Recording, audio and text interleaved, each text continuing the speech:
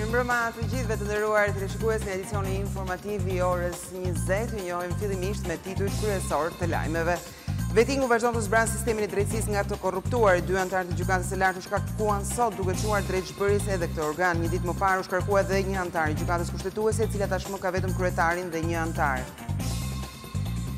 Sistemi I drejtësisë po shkon drejt kolapsit si pasojë e valës së shkarkimeve, por Partia Demokratike ashtu si LSI refuzon të votojë ligjin për magjistraturën, duke e kushtozuar votën me ndërhyrje në reformën për drejtësi. Ndërkohë, komisioneri Han u bën apel për të votuar ligjin. Rufeja u ka marrë jetën një personi, ndërkohë që 2 të tjerë janë plagosur në fshatin Suk të Shkodrës. Viktim ka mbetur 50 vjeçaria Veronika Luka, mes të plagosurve dhe bashkëshorti I saj, që shka ka ndodhur teksa ishin duke mbledhur barin e korrur. Pas pavarësisë, Kosova fiton një tjetër liri, atë të lëvizjes pa viza. Nesër pritet të zyrtarizohet rekomandimi nga Komisioni Evropian, duke hapur kështu kufit për popullin e fundit në Evropë që kërkonte vizën për të dalë jashtë vendit të tij. I gjithë perëndimi ndihet I përcaktuar nga ndikimi rus në sistemin e tij politik në Washington në Këshillin e Atlantikut, u kërkua një reagim agresiv, ndërsa në Shkup kryeministri Zaev akuzoi Moskën se po paguan para për të minuar referendumin për emrin. Kuksi kualifikohet për në raundin tjetër e eliminator të Ligës së Kampionëve. Ekipi ynë ka bërë një paraqitje mjaft të mirë në pjesën e dytë duke barazuar rezultatin 1-1. Fal golit në fushën kundërshtare, skuadra e Armando Cungut vazhdon më tej garën.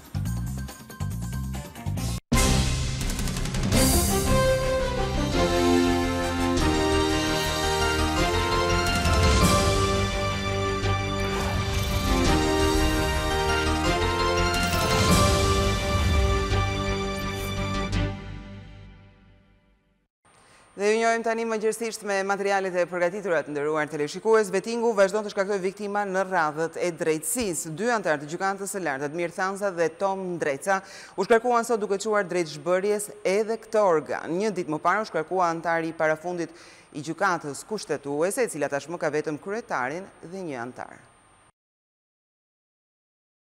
2 anëtarët e gjykatës së lartë u shkarkuan në të njëjtën ditë brenda orës nga vetingu. Tom Ndreca dhe Admir Thanza u vlerësuan të papërshtatshëm nga Komisioni I Pavarur I Rikualifikimit për të vazhduar detyrën së gjykatës. Ndreca, gjyqtari 21 janarit dhe kolegjit zgjedhor kur Edi Rama humbi bashkinë kundrejt Lulzim Bashës, nuk justifikon pasurinë. Nga 2003 deri në 2010 ai rezulton të ketë blerë 4 shtëpi, të cilat sipas vetingut nuk justifikohen nga të ardhurat e pagës. Edhe shoqërimi me kunatin e dënuar për përdorim vetja Kashashi është vlerësuar nga KPK si shkelje e ligjit. Shkarkoj nga detyra subjektin e rivlerësimit, zotin Tom Ndreca. Vjedhja e kryer në 99 nga kunata në Itali I ka kushtuar postin edhe Admir Thanzës. Gjyqtari I lartë, ish antar I KLD-s dhe kushtetueses, pretendoi para vetingut se kishte marrë përsipër këtë krim për të shpëtuar jetën e nipit të sëmur, por edhe pse I dënuar me burg dhe me gjop në shtetin qij, ai e fsheu këtë fakt si nga formulari I dekriminalizimit ashtu dhe nga vetingu. Për këtë fshehje ka nisur hetimi penal nga prokuroria, por dhe pasuria dhe lidhjet me personat e inkriminuar I kanë shkaktuar probleme Thanzës. Shkarkimin nga detyra të subjektit të rivlerësimit, zotit Admir Thanza. Me largimin e tyre nga detyra, krahas mungesave për shkak të mbarimit të mandatit, gjykatës së lartë I ikin dhe 3 anëtar për shkak të vetingut, pasi gjyqtarja Mirela Fana ka dhënë dorëheqjen gjë paranisjes së procesit. Ndërkohë, po sot shkalla e dytë e vetingut, kolegji I apelimit ka rrëzuar ankesën e Fatos Lulos, gjyqtari kushtetueses, duke mbyllur përfundimisht historinë e tij me drejtsinë shqiptare. Sistemi I drejtësisë po shkon drejt kolapsit me valën e shkarkimeve nga vetingu. Në këto kushte, ashtu si LSI edhe Partia Demokratike refuzon të votojë ligjin për magjistraturën, duke e kushtozuar votën me ndërhyrje në të gjithë paketën ligjore të reformës në drejtësi miratuar pa konsensusin e saj. Për opozitën drejtësia është në kolaps dhe përgjegjës për këtë është vetëm Edi Rama, duke u referuar emrave konkret të gjykatësve dhe prokurorëve të shkarkuar. Ish ministri I Brendshëm Flamur Noka akuzon se komisionet e vetingut po përdoren politikisht nga majoranca. Të përjashtosh nga sistemi I drejtësisë Tom Ndrecën, pse kunati I tij pas ka pirë një cigare hashash, të heqësh Ganidizdarin, pse një I afërm I tij pas ka pas probleme me ligjin, dhe të mbash ministër prap Fatmir Xhafën, kur I vllai I tij është I zhytur në trafik droge, të mund ta bëj vetëm Edi Rama. Admir Thanza kishte një problem. Vetingu nuk po përdoret si sit për gjyqtarët dhe prokurorët, po përdoret gjuetisht trigash nga kryeministri, lanë mllefet e vjetra, kryeministri dhe rilindasit. Por a do të ishte zgjidhje për gjykatat jo funksionale të boshatisura nga vetingu? zhbllokimi i shkollës së magjistraturës, ashtu si LSI dhe PD kushtozon votën për këtë ligj, me ndërhyrjen dhe në ligje të tjera të reformës në drejtësi. Të fillojmë të zhbllokojmë të gjitha çka është bërë për sprapit deri tani në reformën e drejtësisë, të korrigjohen dhe me këtë rast mund të zhbllokohet dhe shkolla e magjistraturës. Por që të marrësh edhe një herë konsensusin e opozitës, sikurse e morën 2016-ën, dhe pastaj ta abuzosh me të dhe ta tentosh shkelmosh opozitën, nuk ka për të ndodhur më. Bërtasin se drejtësia shkon në gërsh, kjo është një zgjidhje dhe shkolla e magjistraturës është fundi vendi ku prodhohen gjyqtarët dhe prokurorët. Nëse i çan zemra shumë për sistemin e drejtësisë, ja ku është zgjidhja. Për shkak të përparësive në shqyrtimin e dosjeve, vetingu përshkarkon ata që deri më tani njiheshin si ikonat e sistemit, gjyqtar kushtetues dhe të gjykatës lartë, dhe ata gjykatës e prokurorë të cilët kishin ambicie për të bërë pjesë e strukturave të reja të drejtësisë. Komisioneri për zgjerimin mbërriti në Tiranë për tryezën përgatitore për hapjen e negociatave vitin tjetër. Ai bëri thirrje opozitës të votojë ligjin për magjistraturën pasi sistemi i drejtësisë rrezikon të bllokohet nga mungesa e gjykatësve dhe prokurorëve. Besoj të gjithë të ndërgjegjshëm se Komisioneri Johanesani ka kërkuar opozitës që të hap votat e saj në parlament që të amendohet sa më parë ligji për shkollën e magjistraturës në mënyrë që Shqipëria të mos mbetet në vakum pa gjyqtar kompetent. Ju duhet një shumicë e cilësuar në kuvend. Personalisht u habita që për të rritur numrin e studentëve, ju duhet shumicë e cilësuar në parlament, po ashtu duhet të zgjidhen sa më parë antarët e KLP dhe KLG, të ndalet dukuria e azilkërkimit të shqiptarëve në shtetet Schengen dhe të zbatoni rekomandimet e OSBE ODIHR përpara zgjedhjeve. Kryeministri Edi Rama foli për një betejë 72 orëshe që u zhvillua në Bruksel në prag të diskutimeve për hapjen e negociatave për Shqipërinë, në mënyrë që të bindej Franca dhe Hollanda, të cilat hezitonin. Pastrimi i sistemit drejtësisë është një proces i pakthyeshëm dhe përjashtimi nga pallati i drejtësisë një pas një i shumë figurave që deri dje mbanin peng drejtësinë dhe ishin super pushteti i këtij vendi është një provë domethënëse e vullnetit, por edhe e drejtësisë së gjithë asaj punet konceptuar bashkarisht. Rama tha se në samitin e NATO-s në Bruksel e ka bindur Emmanuel Macron dhe Mark Rutte. Vendimi për hapjen e negociatave do të merret nga krerët e 28 shteteve anëtare të Bashkimit Evropian në qershor ose në dhjetorin e ardhshëm, bazuar në realizimin e kushteve që kanë të bëjnë me dënimin e korrupsionit në çdo nivel, thellimin e reformës në drejtësi, me krijimin e byros kombëtare të hetimit dhe prokurorisë speciale SPAK, si dhe hartimin e ligjit të ri zgjedhor. Komisioneri Ham, para se të vizitonte Tiranën, ishte në Shkup. Gjatë konferencës së përbashkët për shtyp, kryeministri Zaev akuzoi Moskën se përmes biznesmenëve rus në rajon po paguan grupime politike dhe huligan për të dëmtuar referendumin për emrin e ri të Maqedonisë. Këto janë pamjet e Shkupit natën e 17 qershorit pas firmosjes në pres të marrëveshjes për emrin e ri Maqedonia e Veriut mes kryeministrave Tsipras dhe Zaev. Këto skenat përgjakshme mund të përsëriten pas alarmit që ka dhënë sot kryeministri Zoran Zaev në krah të komisionerit han, se miliarderi rus Ivan Savidi, që jeton në Greqi, ka dhënë të paktën 300.000 euro kundërshtarëve të propozimit për emrin e Maqedonisë, ndërta politikan dhe huligan. Federata e Rusisë duhet ta di se për Maqedoninë nuk ka alternativë tjetër përveç antarësimit të plotë në NATO dhe Bashkimin Evropian. Kemi të dhëna që biznesmenë rusë janë përzirë në protestat në Maqedoni. Disa prej tyre kanë lidhje me mediat, kanë inkurajuar të rinj që të protestojnë përpara parlamentit, që të sulmojnë policët. Kjo është e qartë. Populli këtu në Maqedoni ka treguar qëndrueshmëri dhe shërben si shembull për të gjithë rajonin, për të inkurajuar shtetet që kanë probleme dypalshe, që t'i zgjidhin ato në paqe. Është e rëndësishme që të merret pjesë në referendum dhe të shfrytëzohet e drejta e votës. Deklaratën e kryeministrit Zoran Zaev se biznesmenë rus kanë nxitur protestat në Maqedoni dhe përgatisin gjakderdhje të re. Ambasada ruse i cilëson si të papërgjeshme në aspektin politik. Edhe miliarderi Savidi e ka përgënjeshtruar faktin se ka paguar shtetas Maqedonas me nga $13.000 deri në $21.000 që të kryejnë akte dhune para referendumit të paralajmëruar për emrin. Savidi është njëri ndër biznesmenët më të pasur në Rusi, me pasuri prej rreth $2 miliard amerikan. pasi ka shkuar në Greqi rreth vitit 2000 dhe ka bler klubin e futbollit PAOK, por dhe shumë media kryesisht në Selanik. Ai u ndalua në mars të këtij viti pasi doli me armë në dorë për të kërcënuar gjyqtarin e ndeshjes kur ekipi humbi.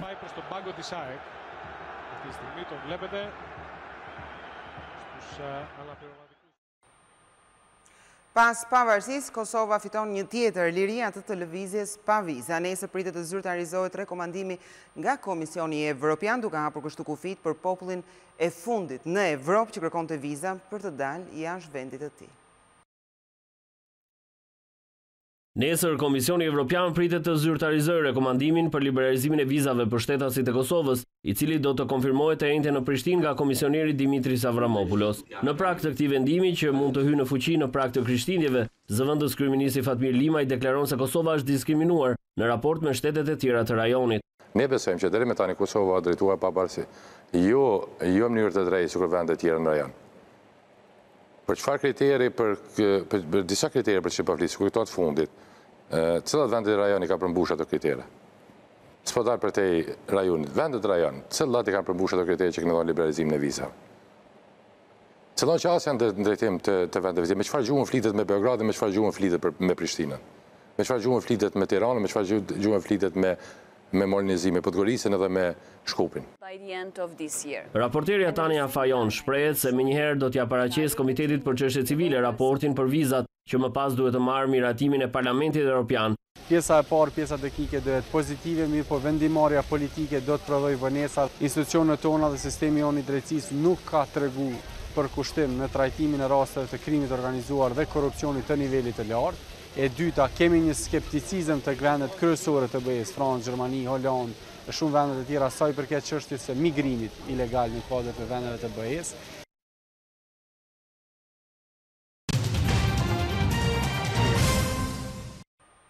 Një ngjarje e rëndë ka ndodhur në fshatin Suk të Shkodrës, Rufeja, i ka marrë jetën një person, ndërkohë që 2 të tjerë janë plagosur. Viktim ka mbetur 50 vjeçare Veronika Luka, ndërsa është plagosur bashkëshorti i saj, Cen Luka, 54 vjeç, dhe Ndok Via, 71 vjeç. Gjithçka ka ndodhur teksa ata ishin duke mbledhur barin e korrur, siç shihet edhe nga pamjet, Rufeja ka shkaktuar dhe zjarr. Kanë qenë banorët e zonës, të cilët kanë shkuar në ndihmë të tyre duke i larguar nga rimorkju e traktorit. Mjekët e spitalit të Shkodrës shprehen se bashkëshorti i viktimës ndodhet në gjendje të rëndë, ndërsa 71 vjeçari është jashtë rrezikut për jetën.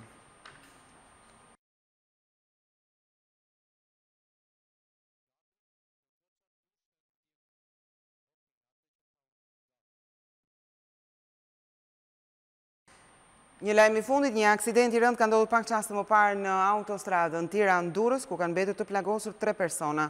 2 automjete janë përplasur me njëri tjetrin teksa ishin duke lëvizur në të njëjtin sens. Si pasojë, njëra nga makinat ka fluturuar në ajër duke kapërcyer bordurat e trafikndarësit dhe përfundoi në anën tjetër të autostradës, ndërkohë që në pamje po shihni pasojat e rënda të këtij aksidenti. Njëri prej të plagosurve ndodhet në gjendje të rëndë për jetën.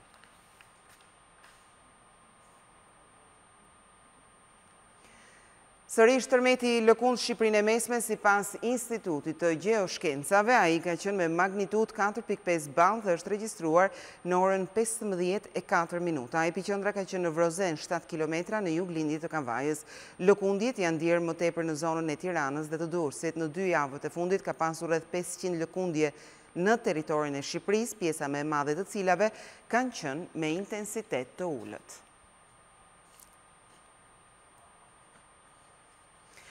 Jo çdo mësues mund të bëhet drejtor shkolle, ata duhet të pajisen me një certifikat të posaçme. Kjo parashikohet në ndryshimin e ligjit të arsimit para universitar, i cili u diskutua sot në Komisionin Parlamentar të Edukimit. Shkolla drejtorëve u pilotua vitin e kaluar duke certifikuar për herë të parë 213 drejtor shkolle. Tashmë kjo praktik do të sanksionohet dhe në ligj. Antarët e Komisionit të Edukimit kërkuan shpjegime për mënyrën e funksionimit të shkollës së drejtorëve.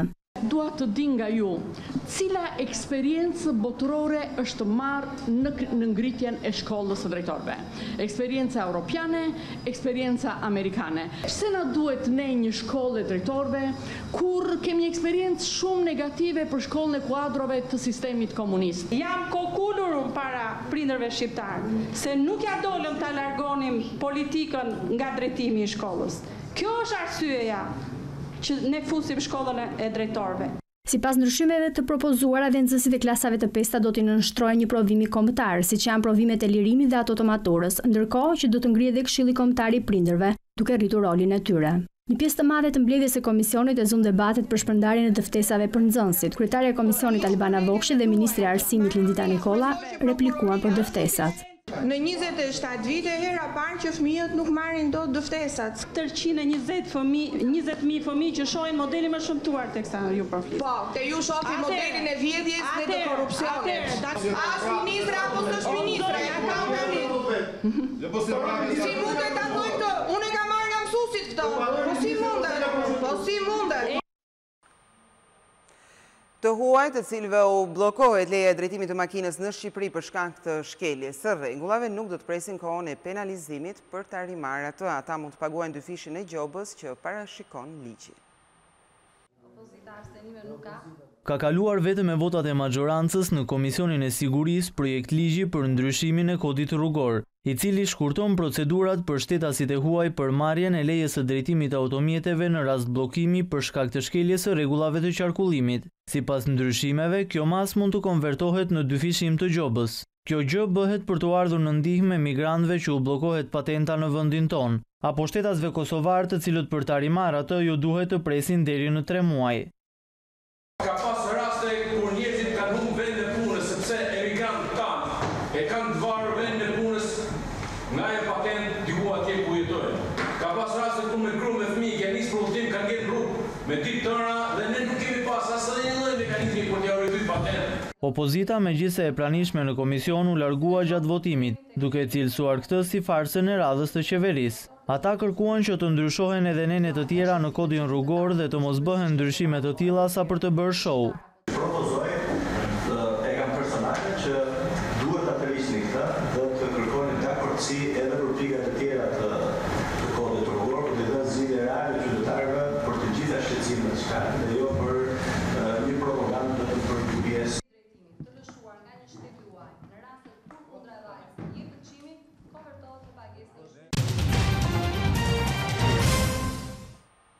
Ministri i Mjedisit e ka cilësuar vendimin e gjykatës administrative në Vlorë që lejoi vazhdimin e punës së dy guroreve si arbitrar dhe tërësisht absurd.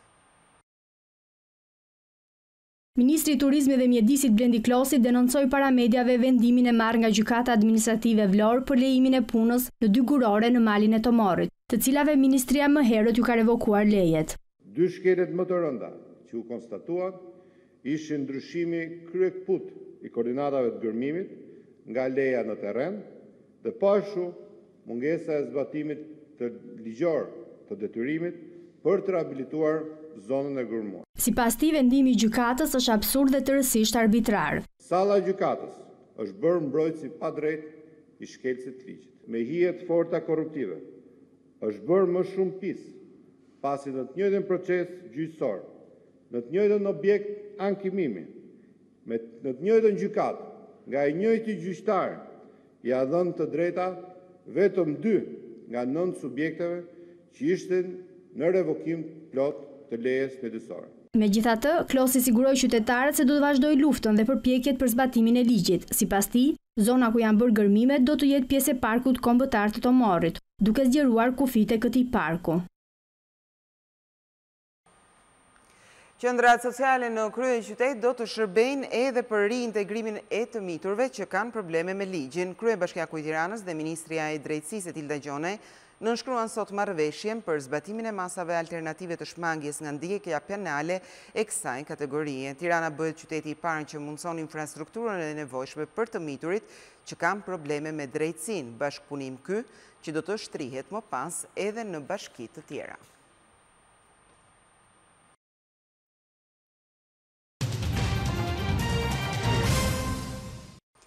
I gjithë perëndimi ndjehet I friksuar nga ndikimi rus në sistemin e tyre politik në Washington, në Këshillin e Atlantikut, u kërkua një reagim agresiv, por presidenti Putin I quan këto akuza qesharake pasi askush nga një shtet tjetër nuk mund të ndikojë vendimin e qytetarëve të një vendi të lirë se si ata të votojnë.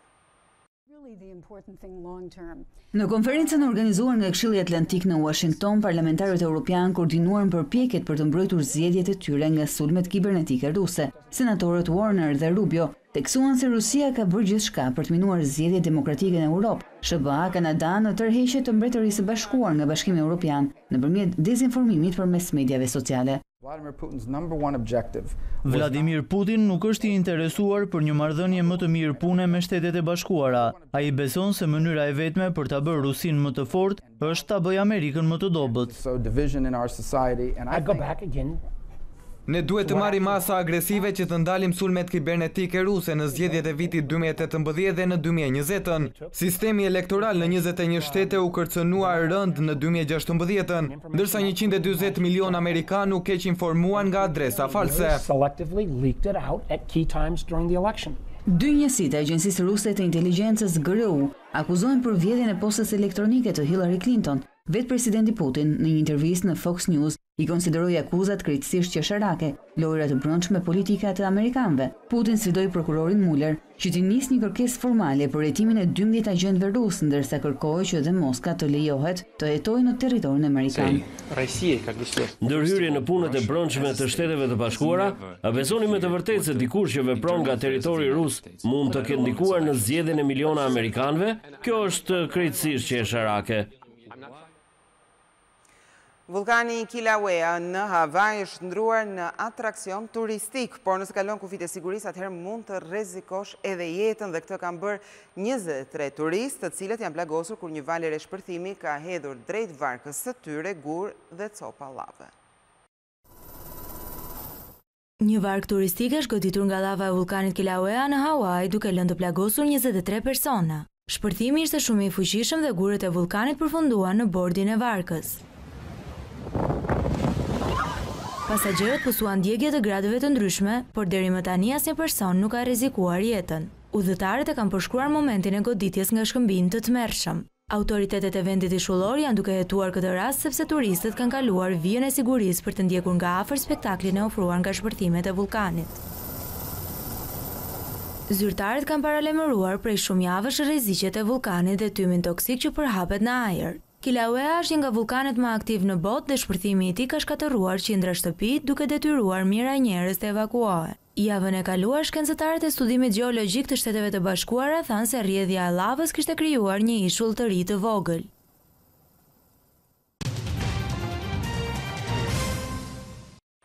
Kuksi ka siguruar kualifikimin në fazën e dytë eliminatore të Champions League pasi ka barazuar me rezultatin 1-1 ndaj Valetas në transfert.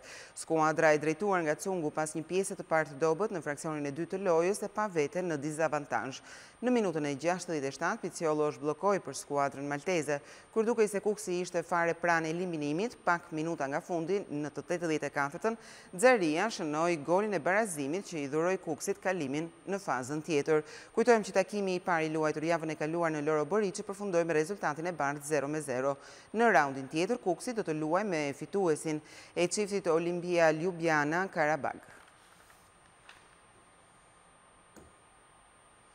Skuadra kroate ka merituar pritjen që ju bë në Zagreb, por qindra tifoz kanë sakrifikuar shumë për t'i përshëndetur heronjt e tyre. Të paktën 500 persona kërkuan ndihmë mjekësore si pasojë e pritjes në vap në sheshin kryesor të kryeqytetit. Kroacia është me pritje nga turma të mëdha tifozësh edhe pse nuk arritën të rrëmbenin Kupën e Botës. Dashuria për ekipin kombëtar ka bërë që sheshet kryesorë të Zagrebit të mbusheshin plot me turma të mëdha njerëzish, që në orët e para të mëngjesit Por qëndrimi në shesh për të zënë vendin për shumë radhazi dhe në temperatura të larta ka shkaktuar jo pak probleme. Drejtuesve të zyrave të emergjencës në Zagreb, gjatë ditës së djeshme, u është dashur që të ndërhyjnë rreth 500 herë me ambulancë në pika të ndryshme të sheshit, pasi personat të ndryshëm kishin pësuar gjendje të fikti për shkak të temperaturave të larta, mungesës së ujit apo dhe ushqimit. Në disa raste, lëvizja kishte qenë e pamundur nga bllokimi i rrugëve. Për këtë arsye, sa më shumë që afronte festa, aq më shumë ishte shtuar dhe personeli i emergjencave, për të evituar që kjo festë të kthehej në tragjedi mes kaosit dhe vapës së madhe në pritje të ekipit kroat.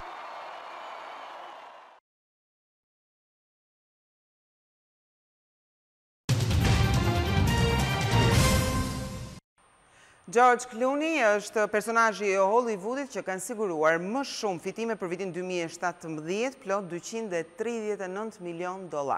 Por edhe pse është një yll i kinemas, Paranti ka fituar me biznesin e shitjes së tekilës. Revista Forbes ka publikuar listën e personazheve të njohur me më shumë fitime për gjatë një viti. Dhe në botën e kinematografisë ka udhëhequr aktori George Clooney. Fal kompanisë së tekilas dhe angazhimeve të tjera i ka fituar në 12 muaj $239 milion. Por këto fitime vendosin 57 vjeçarin të dyti në listë, pasi ai që kryeson është boksieri Mayweather, që ka fituar nga 1 qershori 2017 deri një muaj më parë $285 milion. E treta është renditur ylli i mediave sociale Kylie Jenner. Ajo e ka shtuar pasurinë e saj me $166.5 milion. Prestigjiozi amerikane shkruan se 20 vjeçaria është në rrugën e dur për të bërë miliarderja në moshën më të vogël në histori, por në këtë listë me 100 personazhe vetëm 15 prej tyre janë gra. YouTube, grupi britanik Coldplay dhe Ed Sheeran janë përfshirë gjithashtu në top 10. Kësaj liste nuk mund t'i mungonin yjet e futbollit Lionel Messi dhe Cristiano Ronaldo. Lionel Messi ka grumbulluar $111 milion dhe renditet i 8 në listë. Transferimi tek Juventus e ka shtuar pasurinë e portugezit Cristiano Ronaldo me $99.2 milion, duke e bërë që këtë vit të grumbullojë $108 milion. Forbes shkruan se mediat sociale kanë pasur një rol masiv në fitimet e personazheve të famshëm.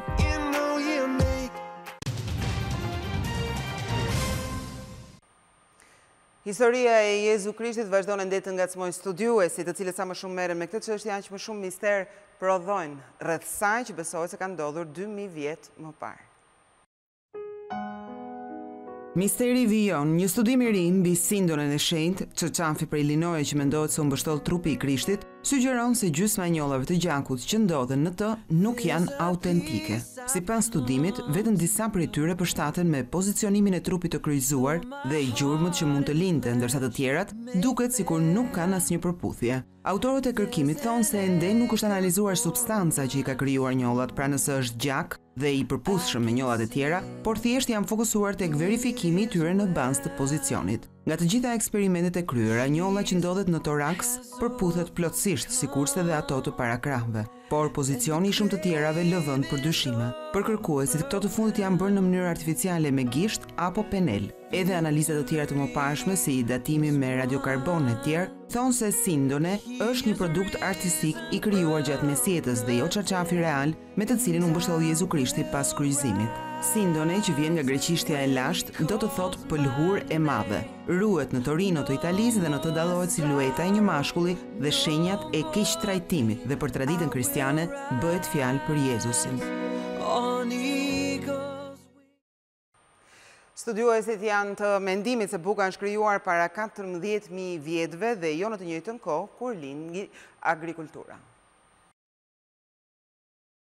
Buka ka lindur më parë se bujësia, 14.000 vjet më parë, pra rreth 4.000 vjeçar para shpikjes së agrikulturës. Ky është zbulimi i jashtëzakonshëm i një grupi arkeologësh gjatë gërmimeve në veri të Jordanisë, aty ku në epokën paleolitike jetonin fise gjathtarësh. Origjina e bukës, që është një nga produktet ushqimore më të konsumuara në botë për gjatë gjithë historisë së njerëzit, është e mbushur me mister. Nga kërkimet të mëparshme, studiuesit dhe ekspertët hidhin hipotezat se buka ka lindur në të njëjtën kohë me bujësinë, pra 10.000 vjet më parë, pikërisht kur njeriu nisi kultivimin e drithrave. Por zbulimi i fundit e hedh poshtë këtë ide, pasi rezulton se buka është e prodhuar me drithrat e egra dhe jo nga kultivimet. Kjo është prova e parë që njeriu nisi të përdor bimët e egra në prodhimin e saj dhe mijëra vjet më pas nisi kultivimin e drithrave duke përftuar mielin. Buka e lashtë i gjetur nuk ka në përmbajtje maja natyrisht, por thjesht elb, aven dhe grur. Të nderuar teleshikues, ishte gjithçka e përgatitur për këtë edicion informativ. Faleminderit që na ndoqët bashkë, miru takofshim.